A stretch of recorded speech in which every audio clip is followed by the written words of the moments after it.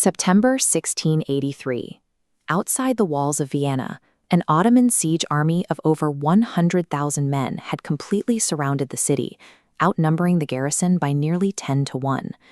Vienna sat at a critical bottleneck on the Danube. At the time, it was the administrative and logistical anchor for the Habsburg monarchy, serving as the final major fortification between the Ottoman frontier and the German states to the west. If the city fell, the Ottomans would secure a permanent forward base in the heart of the continent, likely forcing a total collapse of the Habsburg defense system across Central Europe. This wasn't just a local siege. Vienna was the last functioning barrier protecting the interior of the continent from a large-scale territorial shift. Inside, the city was a pressure cooker. Vienna's defenses were built as a rigid, star-shaped perimeter that effectively trapped thousands of civilians and soldiers within a dense, unyielding urban grid. By September, food supplies were gone. The population was decimated by dysentery, and the defenders were down to their last barrels of gunpowder. From the outside, Ottoman sappers worked around the clock, tunneling beneath the bastions to plant massive mines that were slowly turning the outer stoneworks into dust. Every attempt to clear these tunnels or launch a counterattack from the gates was beaten back, leaving the garrison pinned behind their own crumbling walls. With the defenses failing and internal resources spent, Vienna had reached a point where it could no longer save itself. The city's survival now depended entirely on an army that had yet to arrive. That help appeared on the ridgeline of the Kahlenberg Hills. Leading the relief force was King John III Sobieski of Poland. He arrived at the head of a coalition of Polish, Austrian, and German troops, a rare moment of total military cooperation between European powers facing a shared existential threat. Sobieski's first move was to seize the high ground. By moving his army through the dense woods of the Vienna woods, he occupied the steep hillsides overlooking the entire Ottoman camp.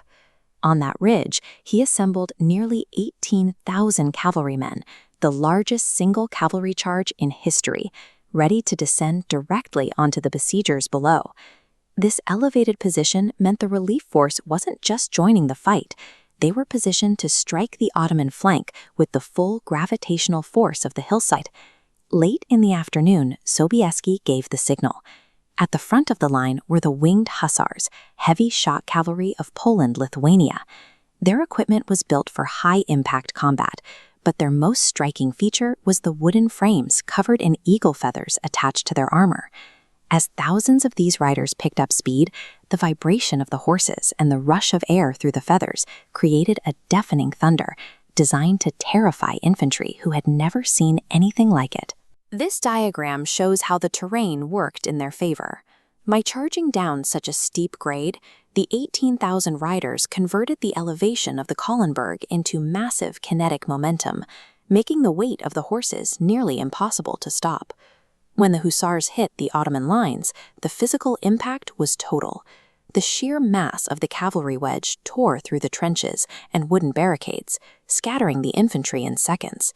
The combination of heavy armor, the downhill momentum, and the shock of the assault dismantled the Ottoman siege engine, turning a disciplined army into a retreating crowd. By the time the sun set, the Ottoman camps were abandoned. The siege of Vienna was over, and the remnants of the Sultan's army were in a full-scale retreat. This shift was permanent. As we can see on the map, this defeat marked the end of Ottoman territorial expansion into Central Europe, beginning a long-term recession of their borders back toward the Balkan Peninsula. The victory shifted the regional focus from defensive survival to a steady reclamation of territory, ensuring that the Central European powers would remain the dominant force in the region for the next 2 centuries.